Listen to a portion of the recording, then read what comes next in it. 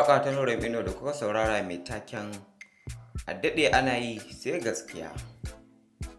Waƙa ce da Nura M Inuwa ya tsara ta kuma ya fitar da ita. Kuma wannan waƙa ta matuƙar yin daɗi ganin cewa yadda Nura M Inuwa ya tsara kalamai masu daɗi cikin wannan waƙa. Kuma wannan waƙa kamar yadda aka saba Nura M Inuwa a wannan shekarar ya riga da ya saba yi wa wani bawan Allah mai suna Gwarzo waƙoƙi. To ita ma dai wannan waƙa tana ɗaya daga cikin waƙoƙin da Nura M Inuwa ya gwangwaje Gwarzon da su. Kuma ya yi mai waƙoƙi da dama wanda wannan waƙa tana ɗaya daga ciki.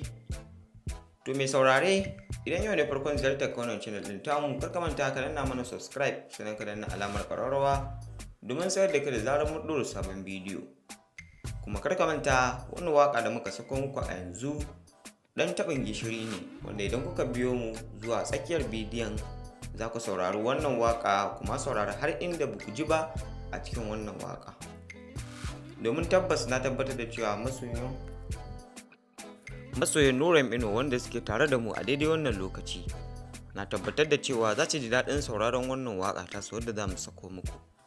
Kai dai ko kuma in ce ku dai ku ɗan ƙara haƙuri kaɗan, inda nan gaba kaɗan bayan mun gama sharhin mu za mu sako muku wannan waƙa. To yanzu ma dai ba tare ɓata lokaci ba, kai tsaye za mu sako muku ita, amma kafin nan ka danna mana subscribe sannan ka danna alamar ƙararrawa domin sayar da kai da zarar mun ɗora sabon bidiyo. Mun gode, ga waƙan nan.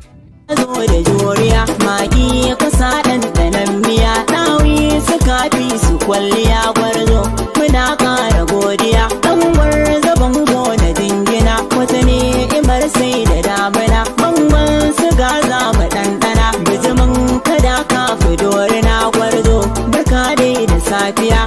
To wannan fitaccen waka kenan ta Nura M Inuwa kenan kuka saurara a halin yanzu, kuma ina fatan kun matukar jin daɗin ta kamar yadda muka muku alƙawari cewa wannan waka idan muka saka muku ita za ta matukar nishaɗantar da ku, sannan kuma za ta gamsar da ku sosai da sosai.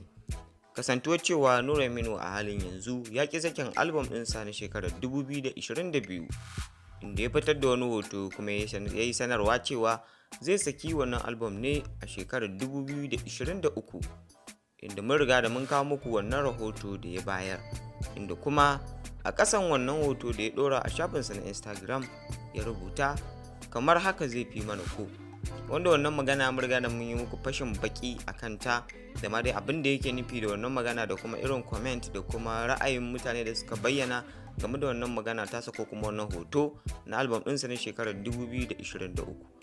To mun gode sosai da sosai da kasance da mu. Kar ku manta ku danna subscribe sannan ku danna alamar ƙararrawa domin sayar da ku da zarar mun ɗora sabon bidiyo. Mun gode mu da ku a bidiyo na gaba.